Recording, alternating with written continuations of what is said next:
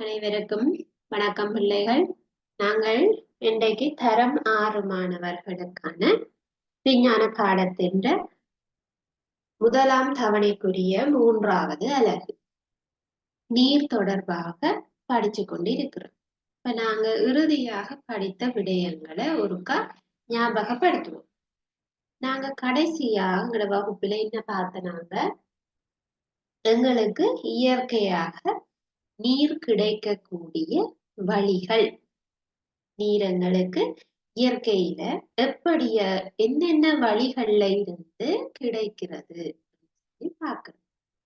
அதுல முக்கியமாக 3 வழிகள் இருக்கு. ஒன்று படிவு வீழ்ச்சி.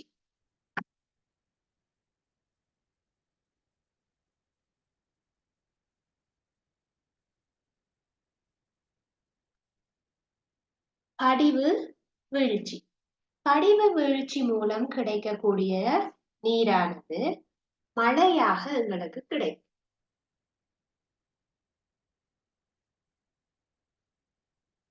மழை பெய்வதன் மூலம் எங்களுக்கு கிடைக்கும். இது தவிர பனியாகவும் பனிமலைகளாகவும் ஆலங்கட்டி மழையாகவும் வெவ்வேறு வடிவங்கள்ல இந்த படிவு வீழ்ச்சி ஏற்பட முடியும்.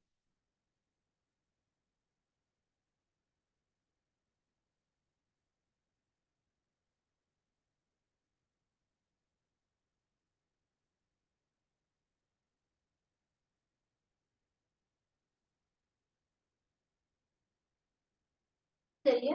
இவ்வாறு எங்களுக்கு மழை வேற வேற வடிவத்தில எங்களுக்கு கிடைக்க முடியும். சரியா? அப்ப இரண்டாவது முறை மேற்பரப்பில் காணக்கூடிய நீர். இரண்டாவது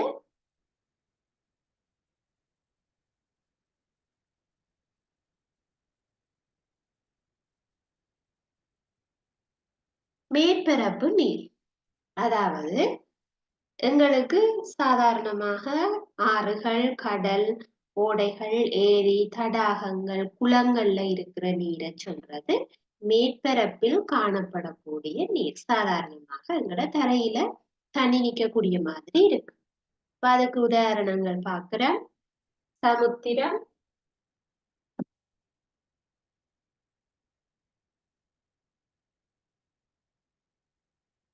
கடல், குளம், ஏரி. அவற்றுக்கு உதாரணம் மேற்பரப்பில எங்கெங்க காணப்படும். மூன்றாவது வழி நிலக்கீழ் நீர். இது நிலத்துக்கு மேற்பரப்பில இருக்கும். மூன்றாவது முறை நிலத்துக்கு கீழே இருந்து எடுக்க வேண்டும். இப்ப நிலத்துக்கு கீழே இருந்து நாங்கள் எப்படி தண்ணி எடுப்போம்? கிணறுகள்ல இருந்து எடுக்கலாம், ஊற்றுக்கள்ல இருந்து எடுக்கலாம், குழாய் கிணறுகள்ல இருந்து எடுக்கலாம். அப்ப அது நிலத்துக்கு கீழே இருந்து தண்ணிய நாங்க பாவனைக்கு எடுத்துக்கொள்வோம்.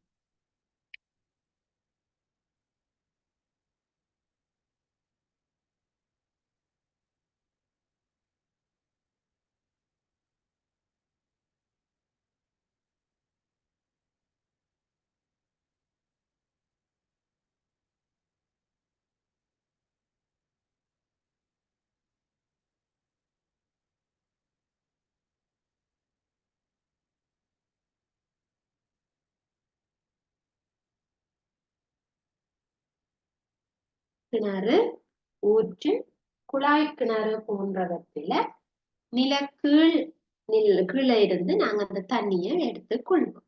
அப்ப இந்த 3 முறைகளும் தான் எங்களுக்கு இயற்கையாக நீர் கிடைக்கின்ற வழிகள், இயற்கையாக நீர் பெறப்படுகின்ற மூலங்கள் என்று சொல்லும். நாங்க எடுக்கிற தண்ணி இந்த 3 ஏதோ ஒரு விதத்துல எடுத்துக்கொள்ளப்பட்ட தண்ணியாகத்தான் இருக்கு. சரியா? இப்படித்தான் எங்களுக்கு நீர் கிடைக்கிறது. பூமியில தண்ணி இது ஏதோ ஒரு மெதட்ல தான் எங்களுக்கு கிடைக்கும். சரி, இந்த நீரை இப்படி எல்லா விதத்திலையும் இருக்கிற நீர் எல்லா இடங்கள்லையும் ஒரே மாதிரி நீராக இருக்கிறதா? அதாவது இப்ப நீங்க மழை நீர் உங்களுக்கு தெரியும். மழை நீர் சாதாரணமா பார்த்திருக்கிறீங்க. எடுத்து கையில வச்சிருப்பீங்க, நனைஞ்சிருப்பீங்க. அதே மாதிரி கடல்கள்ல வந்து நீங்க குளிச்சிருப்பீங்க. அந்த தண்ணிய பார்த்திருப்பீங்க. அது எப்படி இருக்குது? மழை நீர் எப்படி இருக்குது? கடல்ல நீர் எப்படி இருக்குது? இப்ப அந்த டிஃபரெண்ட் உங்களுக்கு விளங்கும். என்ன டிஃபரெண்டா இருக்கு அங்க? மழை நீர் சுத்தமானதாக இருக்கு.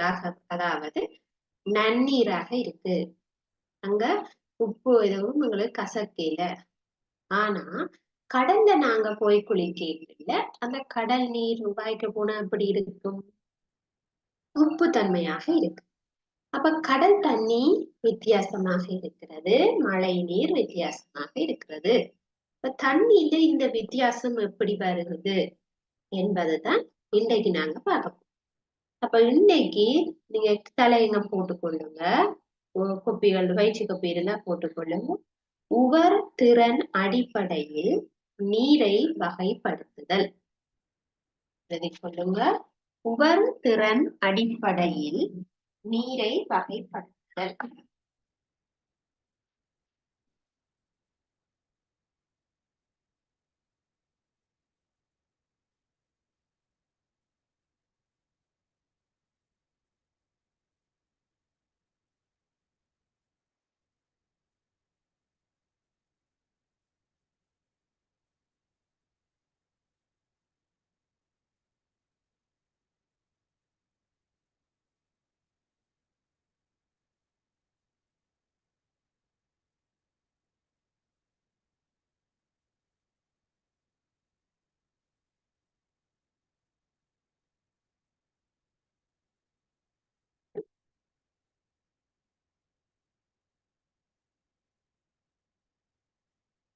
உவர்திறன் அடிப்படையில் நீரை வகைப்படுத்தும்.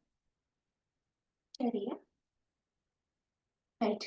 உவர்திறன் என்றா உங்களுக்கு தெரியும், ஓரளவு உப்புத்தன்மையா. இப்ப கடல் நீர் உப்பு சுவையுடையதாக இருப்பதற்கு என்ன காரணம்? கடல் நீரில் உப்புக்கள் கரைந்து காணப்படும். ஆற்று நீர்லயோ அல்லது குளத்து நீர்லயோ மழை நீர்லயோ உப்புக்கள் காணப்படுவது இல்லை. சரியா? அப்ப கடல் நீரில என்ன உப்பு கரைந்திருக்கிறது என்றா அது சோடியம் குளோரைடு. கடல் நீர்ல இருக்கிற உப்புக்கு பெயர் சோடியம் குளோரைடு.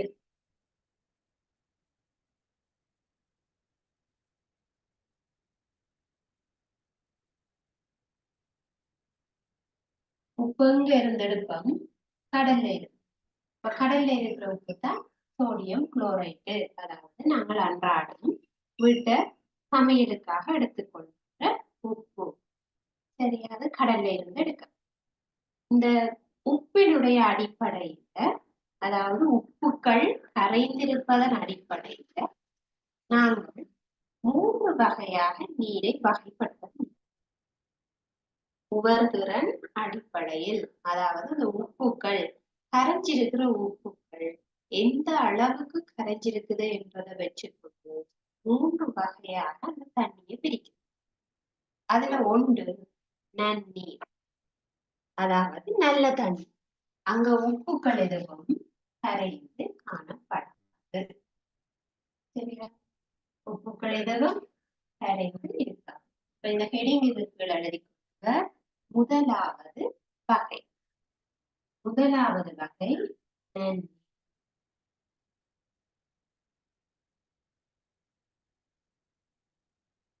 முதலாவது வகை போட்டுக்கொள்ள நன்னீர். சரியா?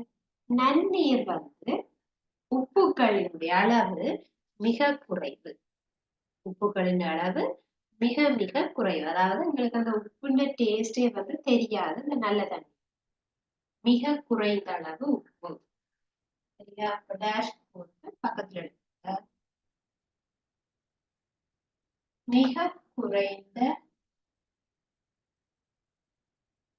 அளவு மிக குறைந்த அளவு உப்பு.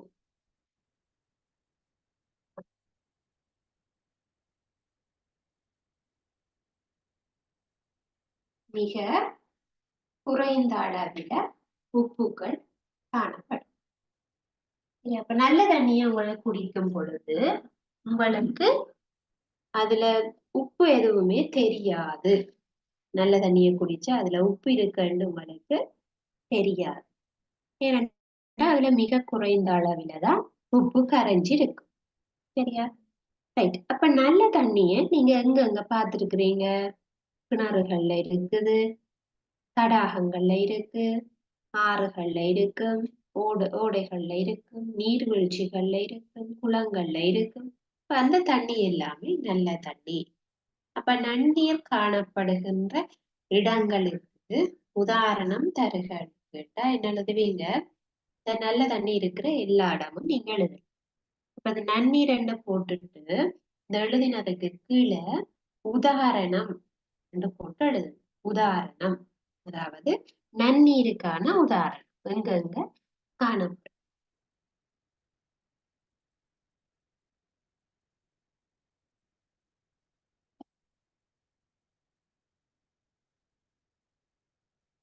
உதாரணம் என்று போட்டுட்டு எழுதுங்க. கிணறு,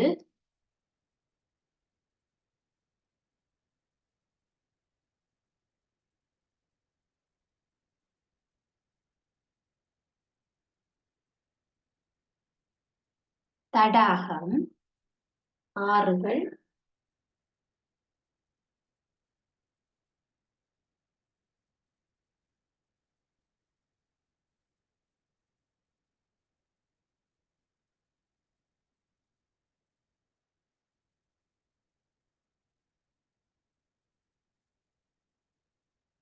ஓடைகள், நீர்வீழ்ச்சிகள், இந்த இடங்கள்ல எல்லாம் காணப்படுவது நன்னீர். இங்கு காணப்படுவது நன்னீர். சரியா? ரைட். அப்ப இதை எழுதி முடிச்சதுக்கு பிறகு நாங்க பார்க்க உவர் நீர் அங்க இருக்கு. உவர் திறன் அடிப்படையில 3 வகையாக பிரிக்கலாம். அதுல முதலாவது நன்னீர், இரண்டாவது உவர் நீர், அதாவது உப்பு தண்ணி அங்கங்க இருக்கு. உவர் நீர். சரியா? அப்ப இதை எழுதினா நான் முதலாவது எழுதினது அழிப்பேன். இதுல 2 போட்டுட்டு உவர் நீர் போடும்.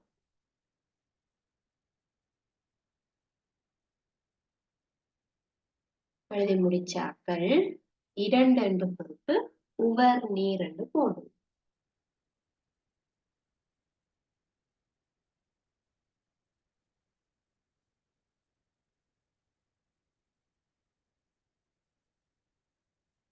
உவர் நீர். உவர் நீர்ல உப்பு எப்படி இருக்கும்? மிகவும் அதிகமாக காணும். உவர் நீர்ல அதிக அளவு உப்பு கரைந்திருக்கும். அதாவது இதுல உப்பு தண்ணியாக இருக்குன்றதை எங்களால உணர முடியும். ஆகவே அதை டேஷ் என்று போட்டு எழுதிக் கொள்ளுங்க. உப்பு அதிகமாக கரைந்திருக்கும்.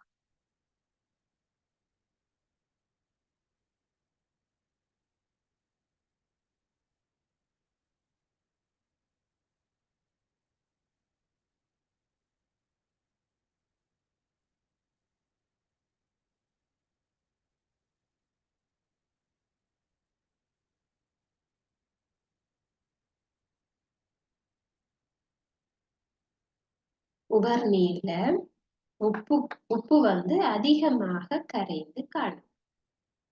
இப்ப இந்த நன்னீருக்குரிய உதாரணம் நீங்க இதை எழுதி முடிச்சிட்டீங்கன்னா இந்த இரண்டாவதுக்கு கீழே உவர் நீருக்கு உதாரணம் எழுதிக்கொள்ளும். முதலாவதுக்கு இது நன்னீருக்கான உதாரணம். இதை எழுதி முடிச்சாக்கு 2 போட்டு உவர் நீர் அதிக அளவு உப்பு கரைந்திருக்கும். உவர் நீருக்குரிய உதாரணம் இப்ப எழுதும்.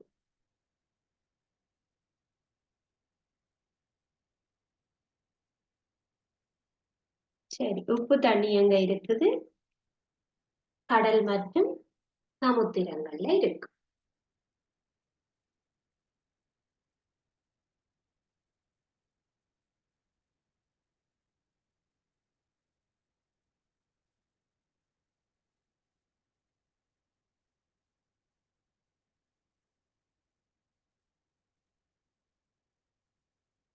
கடல் மற்றும் சமுத்திரங்கள்ல உவர் நீர் இருக்கு. கடல் நீர் பாத்தீங்கன்னா உப்புத்தன்மையாக இருக்கும். கடல்கள் எல்லாம் சேர்ந்ததுதான் சமுத்திரம். ஆகவே அந்த ரெண்டு இடத்திலையும் உப்பு தண்ணி தான் காணப்படும். சரியா? அடுத்ததாக மூன்றாவது வகை சவர் நீர். மூன்று ஒன்று போட்டுட்டு முதலாவது நன்னீர், இரண்டாவது உவர் நீர், மூன்றாவது சவர்.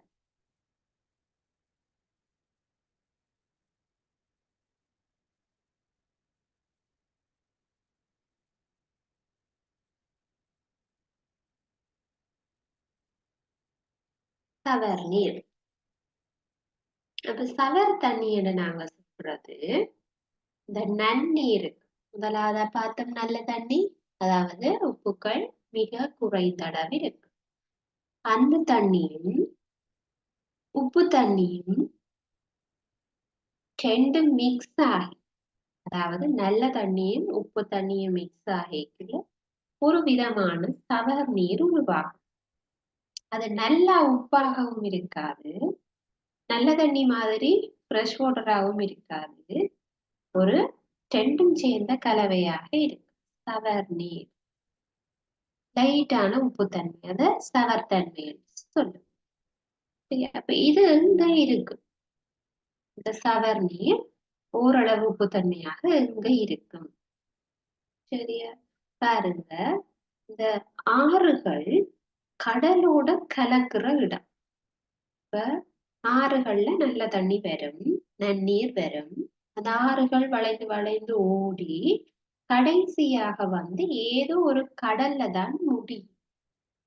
அப்ப அந்த முடிகிற இடத்துல பாருங்க, ரெண்டு தண்ணி கலக்கும். நல்ல தண்ணியும் கடல் நீர் கொஞ்சம் முழுக்க வந்திருக்கும், நல்ல தண்ணி அங்கிருந்து வரும். ரெண்டும்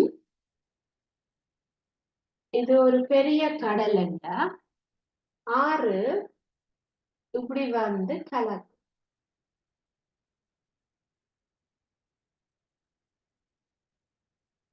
பாருங்க, இந்த இடத்துல இருக்கக்கூடிய தண்ணி கடல் தண்ணியும் நல்ல தண்ணியும் மிக்ஸ் ஆகக்கூடிய இடம்.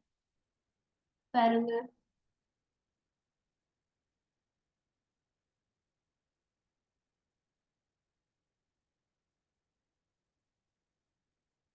அப்ப இந்த இடத்துல கடல் தண்ணியினுடைய உப்பு கொஞ்சம் உள்ளுக்கு வரும், நல்ல தண்ணி ஆறுல இருந்து வரும்.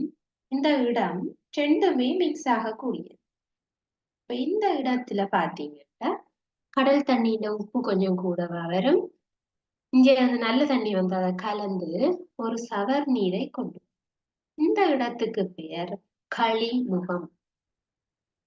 ஆறுகள் கடலுடன் கலக்கும் இடம் களிமுகம் நீங்க கிரேட் 5ல படிச்சிருப்பீங்க. சரியா? அல்லது இனி போக போக உங்களோட புவியியல் ஜியோகிரபி பாடங்கள்ல உங்களுக்கு சொல்லி தருவீங்க களிமுகம் என்ன. அப்ப இந்த ரெண்டும் கலக்கிற இடங்கள்ல நன்னீரை விட உப்பு கூடவாகவும் உவர் நீரை விட உப்பு குறைவாகவும் இங்க இருக்கு. நன்னீரை விட உப்பு கொஞ்சம் கூடவா இருக்கு, நல்ல தண்ணியை விட கொஞ்சம் கூடவா தான் இருக்கு. நல்ல தண்ணியில உப்பு சரியான குறைவு, அதுல கண்டுபிடிக்க மாட்டீங்க உப்பு இருக்கு. ஆறுகள்ல வர நல்ல தண்ணி கடலோட மிக்ஸ் ஆகி நன்னீரை விட கொஞ்சம் உப்பாகும். ஆனா கடல் உப்பு அளவுக்கு வராது. அப்ப கடல் தண்ணியில உப்பை விட குறைவாகவும் இங்க காணப்படும். அப்ப அந்த சவர் நீர் எங்க காணப்படும்? களிமுகத்துல இருக்கு. இந்த சவர் நீருக்கு உதாரணம் கீழே போட்டுக் கொள்ளுங்க. களிமுகங்களில் காணப்படும்.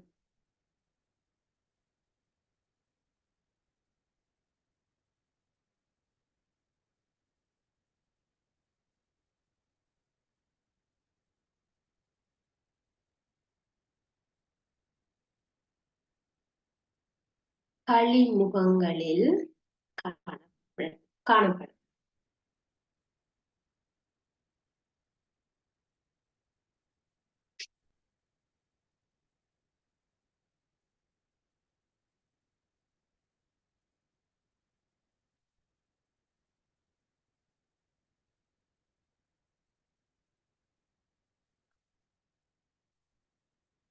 சரியா? எழுதி கொண்டீங்களா? சரி. அடுத்தது அப்ப எங்களுக்கு இப்ப நீரானது உவர் தன்மைக்கு ஏற்ற மாதிரி 3 வகையாக பிரிச்சு இனங்காண தெரியும். நன்னீர், உவர்நீர், தவறுநீர்.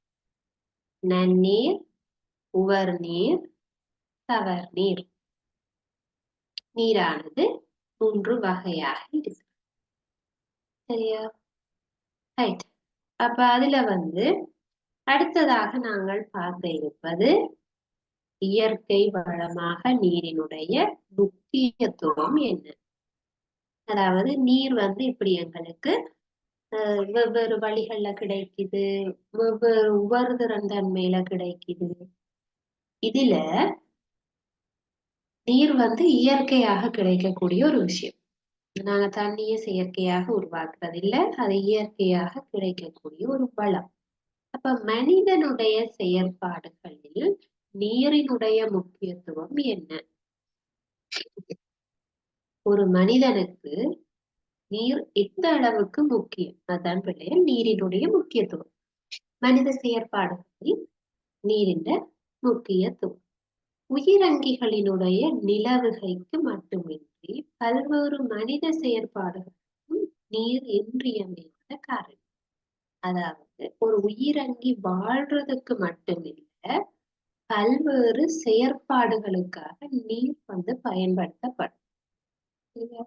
அதிகாலையில எழும்பினதுல இருந்து இரவு நித்திரைக்கு போற வரைக்கும் நீங்கள் எத்தனை தடவை நீரை பயன்படுத்தி இருப்பீங்க? யோசிச்சு பாருங்க. அதிகாலையில நித்திரை விட்டு எழும்பி பிரஷ் பண்ணி ஃபேஸ் வாஷ் பண்ணி குளிச்சு சமைச்சு சாப்பிட்டு பாத்ரூம் போய் எல்லா வேலையும் செய்து துணி கழுவி பூக்கன்றுகளுக்கு தண்ணீர் ஊற்றி விவசாயத்துக்கு பயன்படுத்தி இவ்வாறு எத்தனையோ தேவைகளுக்காக ஒரே நாள்ல நாங்க அந்த தண்ணியை பலமுறை யூஸ் பண்ணுவோம். அப்ப யோசிச்சு பாருங்க, எங்களுக்கு எந்த அளவுக்கு நீரானது முக்கியத்துவம் வாய்ந்ததாக இருக்கிறது. சரியா? உங்களுடைய பாட புத்தகத்துல 51வது பக்கத்துல மனிதனுடைய எந்தெந்த செயற்பாடுகளுக்கு அதிக அளவில் நீர் பயன்படுத்தப்படுது உங்களுக்கு தரப்பட்டிருக்கு.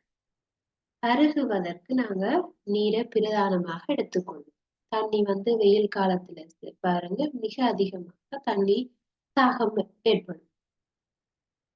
அப்ப வெயில் காலத்துல நாங்க அதிக அளவாக நீரை பருகுவோம். ஆகவே பருகுவதற்கு நீர் அவசியமாக இருக்கு. இரண்டாவது பயிர் செய்கை நடவடிக்கைகளுக்கு. இதை எழுதி முடிச்சிட்டீங்கன்னா நாங்க அடுத்ததை தலையங்கம் போட்டுக் கொள்வோம்.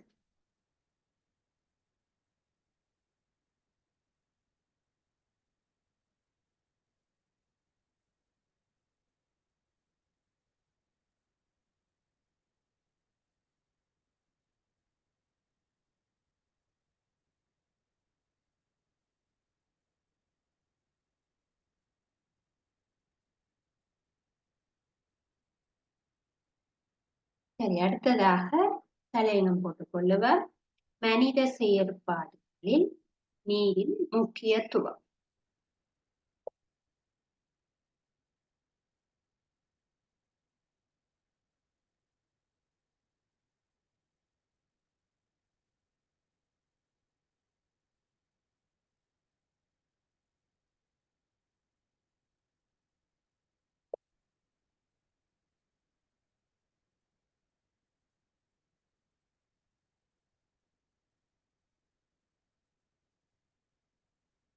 மனித செயற்பாடுகளில் நீரினுடைய முக்கியத்துவம் என்னென்ன?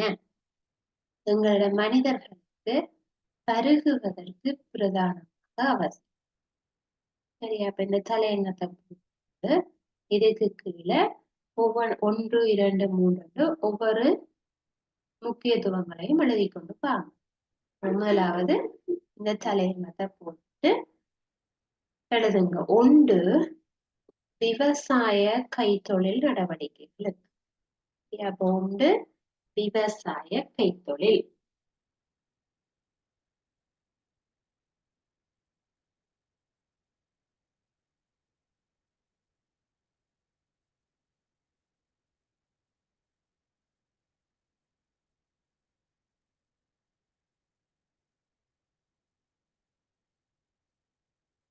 கொண்டு போடுங்க. விவசாய கைத்தொழில். இப்ப விவசாயம் உங்களுக்கு தெரியும் தானே. விவசாய கைத்தொழில் பிரதானமாக தண்ணியை நம்பி இருக்குது. அது தவிர எல்லா விதமான கைத்தொழில்களுக்கும் நீர் அவசியமாக இருக்கு. பல்வேறுபட்ட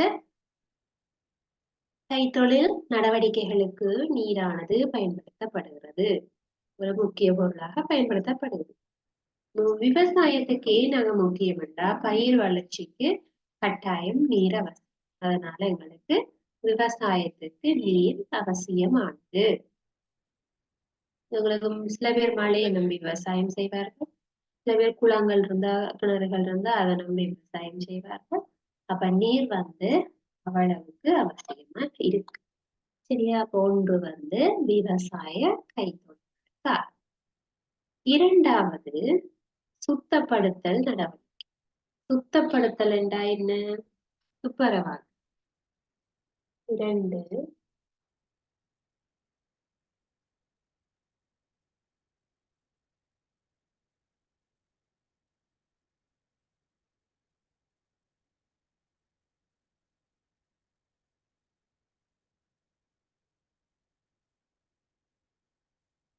சுத்தப்படுத்தல் நடவடிக்கை. கிளீனிங். கிளீனிங் ப்ராசஸுக்கு தேவைப்படுது. என்ன கிளீன் பண்றதுக்கு எப்படி எடுக்கிறோம்? வீடு கிளீன் பண்ணலாம், ஆடைகள் நம்மளோட உடுப்புகள் கிளீன் பண்ணலாம், பாத்திரங்கள் கிளீன் பண்ணலாம், வாகனங்கள் கிளீன் பண்றோம், பாத்ரூம்ஸ் கிளீன் பண்றோம். நிறைய கிளீனிங்களுக்காக சுத்தப்படுத்துறதுக்கு பிரதானமாக தண்ணியை தான் பயன்படுத்தும். ஏன் நாங்கள் எங்களை சுத்தப்படுத்துறதுக்காக குளிக்கிறதுக்காக சரி முகங்கழுவ எல்லாத்துக்கும் ஆடைகளை கழுவுவதற்கும் எதை பயன்படுத்துறோம்? நீர். ஆகவே சுத்தப்படுத்துவதற்காக நீர் பயன்படுத்தப்படும். அதுதான் சுத்தப்படுத்தல் நடவடிக்கை. இப்ப ரெண்டு போட்டு எழுதுங்க. சுத்தப்படுத்தல் நடவடிக்கை.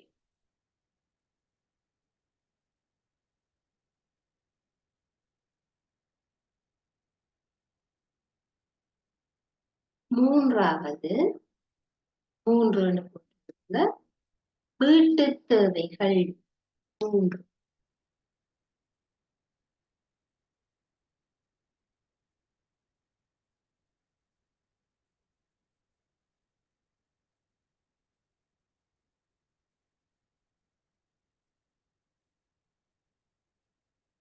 மூன்று வீட்டு தேவை.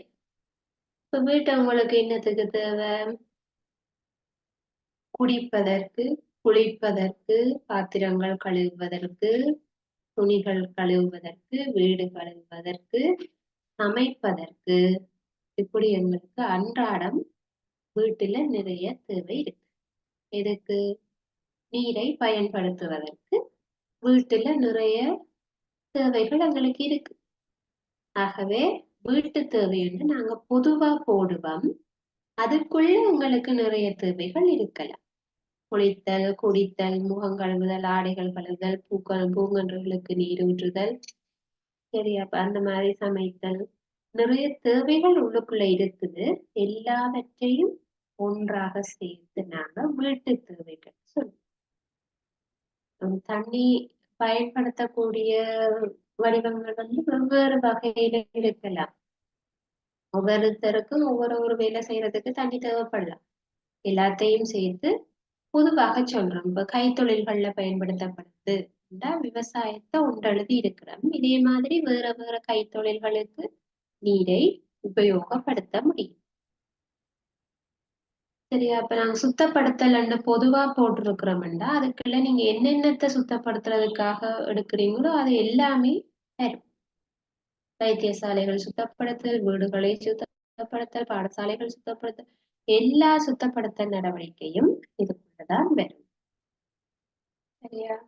மூன்று வீட்டு தேவைகளை எழுதிக் கொள்ளும்.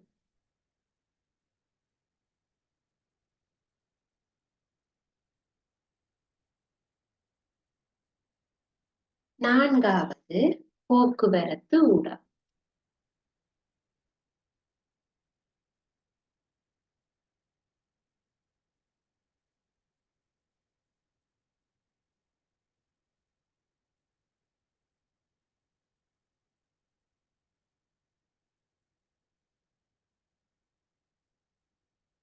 போக்குவரத்து ஊடகம்.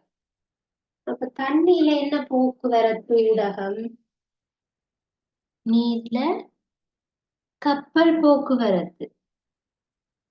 கப்பல்ல என்னென்ன போகுது?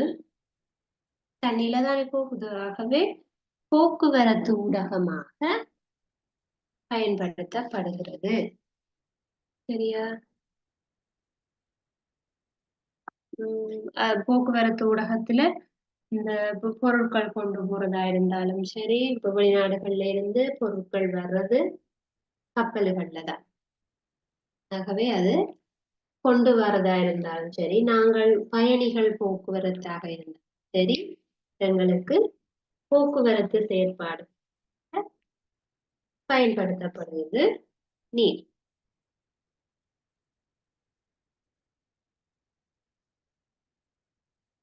ஐந்தாவது ஓய்வு நேர செயற்பாடுகள்.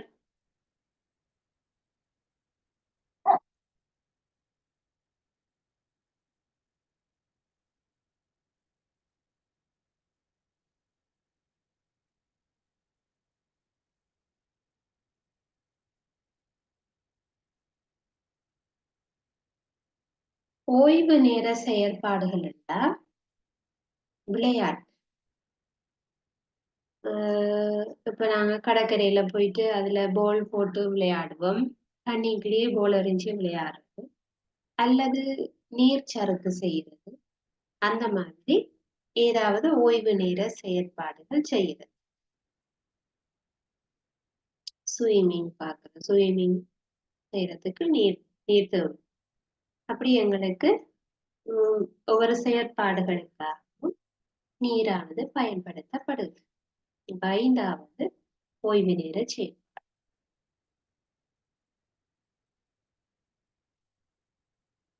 ஆறாவது நீர் விளையாட்டுகள். தண்ணியில நடக்கக்கூடிய விளையாட்டு, படகு போட்டி நடக்கும். அதே மாதிரி நீர் சறுக்கு, ஸ்விம்மிங் அதுகள் நடக்கும். அதாவது நீருடன் சம்பந்தப்பட்ட விளையாட்டு, நீர் விளையாட்டுகள்.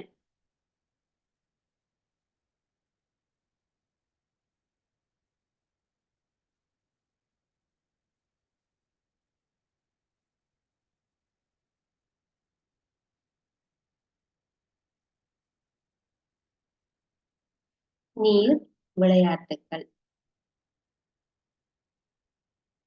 நீர்ல நாங்க விளையாடக்கூடிய விளையாட்டு பார்த்து எழுதி கொள்ளுங்க. ஏழாவது சக்தி உற்பத்தி.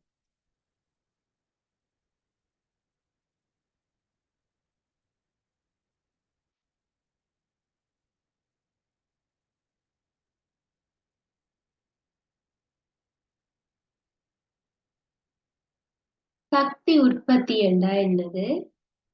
இப்ப நாங்க மின் சக்தியை உற்பத்தி செய்தல் அதை எடுத்துக்கொள்ளும். அப்ப மின் சக்தியை உற்பத்தி செய்வதற்கு நீர்மின் பயன்படுத்தப்படும். சரியா? அப்ப நீர்மின் உங்களுக்கு தெரியும், நீர்ல உயரமான இடங்கள்ல இருந்து பாய்ந்து செல்லக்கூடிய நீரை பயன்படுத்தி மின்சாரம் உற்பத்தி செய்யப்படும். சரியா? அது நீர்மின் உற்பத்தி சொல்லும். அதுதான் சக்தி உற்பத்தி, அதாவது மின் சக்தியை உற்பத்தி செய்யும். நீரிலிருந்து மின் சக்தியானது உற்பத்தி செய்யப்படும். அப்ப இந்த 7 விஷயமும் தான் மனிதனுடைய செயற்பாடுகள்ல பயன்படுத்தப்படுகின்ற நீரினுடைய முக்கியத்துவம். எந்தெந்த செயற்பாடுகளுக்காக நீரானது மனிதன் பயன்படுத்துகின்றான். சரியா? அப்ப உங்களோட பாட புத்தகத்துல இது தரப்பட்டிருக்குது. நீங்கள் அதனை பார்க்க முடியும். பாருங்க, 51வது பக்கத்துல உங்களுக்கு அது தரப்பட்டிருக்கு.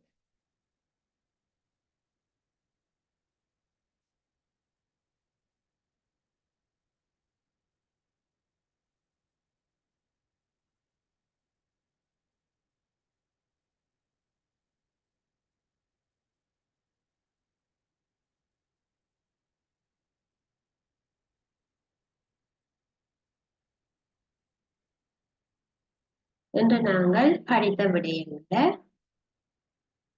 மீண்டும் ஒரு தடவை ஞாபகப்படுத்தும். பாருங்க, உவர்திறன் அடிப்படையில நீரை வகைப்படுத்தல். கடல் நீர் உவர்ப்பு சுவையாக இருக்கும். அதுக்கு காரணம் உப்புக்கள் கரைந்திருப்பது. பல்வேறு பதார்த்தங்கள் நீரில் கரையக்கூடியதாக இருப்பது நீரினுடைய தனித்துவமான இயல்பாகும். கடல் நீரில் பல்வேறு பதார்த்தங்கள் கரைந்துள்ளன. அப்பதார்த்தங்கள் உப்புக்கள் என அழைக்கப்படும். இப்ப கடல் தண்ணீர்ல இருக்கக்கூடிய பதார்த்தங்களை நாங்க உப்புக்கள் என்று அழைப்போம்.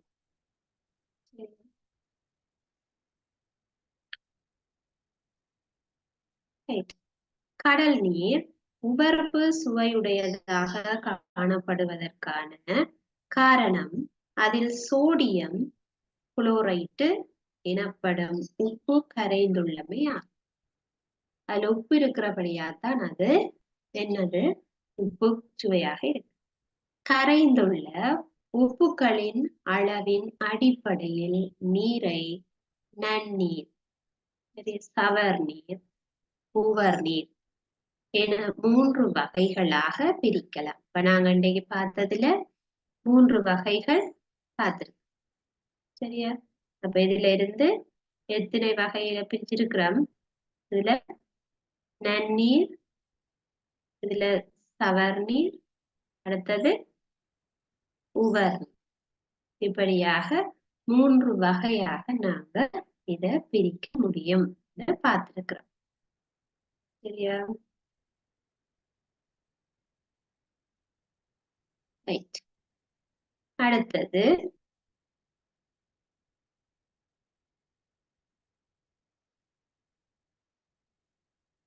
உப்பளங்களில் கடல் நீர் ஆவியாக்கப்பட்டு கரியுப்பு, அதாவது சோடியம் குளோரைட்டு பெறப்படும். நன்னீர் காணப்படுகின்ற இடங்கள் கிணறுகள், தடாகங்கள், ஆறுகள், ஓடைகள், நீர்வீழ்ச்சிகள் போன்றவற்றில் காணப்படும் நீர் நன்னீர் என அழைக்கப்படும். இவற்றில் காணப்படுகின்ற நீரில் மிக குறைந்த அளவு உப்புக்களே கரைந்திருக்கும். அப்ப நன்னீர்ல உப்புக்கள் மிக குறைந்த அளவில் இருக்கும். அது எங்கெங்க காணப்படும் என்றும் பார்த்து கொள்ளும். அடுத்தது உவர் நீர். கடல் மற்றும் சமுத்திரங்களில் காணப்படும் நீர் உவர் நீர் என அழைக்கப்படும். உவர் நீரில் அதிக அளவில் உப்புக்கள் கரைந்திருக்கும். உப்பு தண்ணீர்ல தான் அதிக அளவு உப்புக்கள் கரைந்திருக்கும். அதை பாத்தீங்கன்னா உங்களுக்கு கடல்கள் மற்றும் சமுத்திரங்களை காட்டி இருக்கு.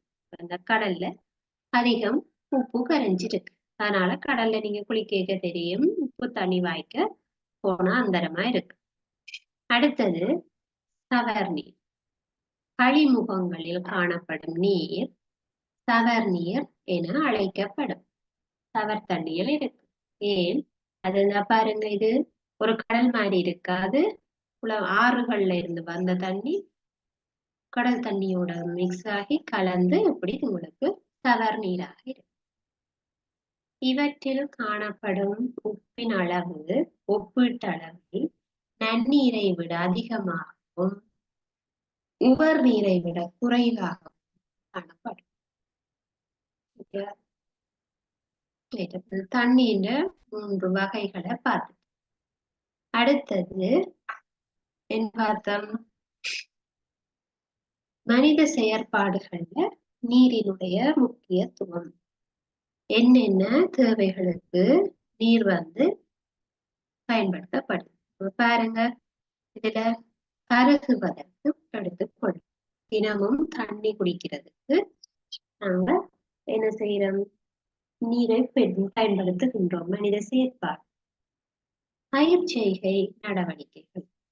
பயிர் செய்கை என்றா என்ன?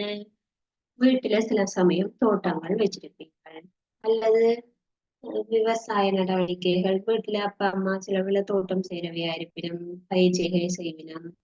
அப்ப அந்த மாதிரி சந்தர்ப்பத்துல தண்ணி ஊற்றுவோம். அதே மாதிரி ஆடைகளை கழுவுறதுக்கு, உடுப்பு கழுவுறதுக்கு யூஸ் பண்ணுவோம். பாருங்க, கப்பல் போக்குவரத்துக்கு, கப்பல், படகு, ஷிப்புகள் போறதுக்கு தண்ணி தேவை. அதனால கப்பல் போக்குவரத்துக்கு பயன்படுத்துவோம். குளிக்கிறதுக்காக யூஸ் பண்ணி கொள்ளுவோம். நீர்மின் சக்தியை உற்பத்தி செய்வதற்கு தண்ணியை யூஸ். ஆகவே பல்வேறு சந்தர்ப்பங்களுக்காக நாங்கள் நீரை பயன்படுத்தக்கூடும். சரி, அப்ப இந்த சந்தர்ப்பங்கள்ல நீர் மனிதன் பயன்படுத்துகின்றார். இப்ப பாருங்க, கீழே நாங்க 7 சந்தர்ப்பங்களையும் எழுதி இருக்கு. விவசாய கைத்தொழிலுக்கு அல்லது பல்வேறு கைத்தொழில் நடவடிக்கைகளுக்கு பயன்படுத்தப்படுகிறது. சரியா? அதே மாதிரி சுத்தப்படுத்தல் நடவடிக்கைகளுக்கு பயன்படுத்தப்படுகிறது. வீட்டு தேவைகளுக்காக பயன்படுத்தப்படுகிறது. போக்குவரத்து ஊடகமாக பயன்படுத்தப்படுகிறது. ஓய்வு நேர செயற்பாடுகள், நீர் விளையாட்டுகள், சக்தி உற்பத்தி போன்றவற்றுக்கு நீர் பயன்படுத்தப்படுகிறது. சரியா? அப்ப இன்றைக்கு நாங்க நீர் என்னென்ன வகைப்படுத்த, உபர்தன்மை அடிப்படையில எப்படி வகைப்படுத்தி இருக்கிற, அன்றாட வாழ்க்கையில மனித செயற்பாடுகள்ல நீரினுடைய முக்கியத்துவம் என்னன்னு படிச்சிருக்கு. இன்றைக்கு படிச்சதுல உங்களுக்கு ஏதாவது சந்தேகம் இருந்தா நீங்க கேட்கலாம்.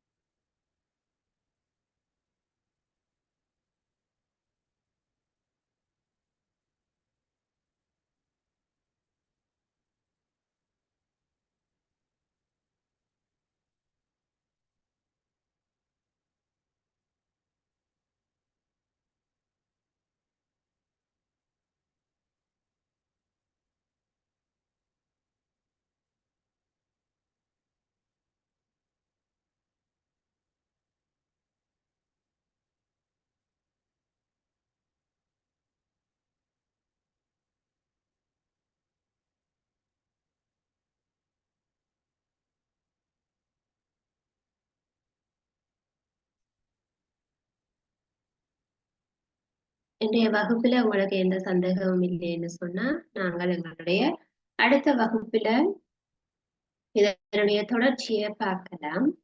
தேங்க்யூ.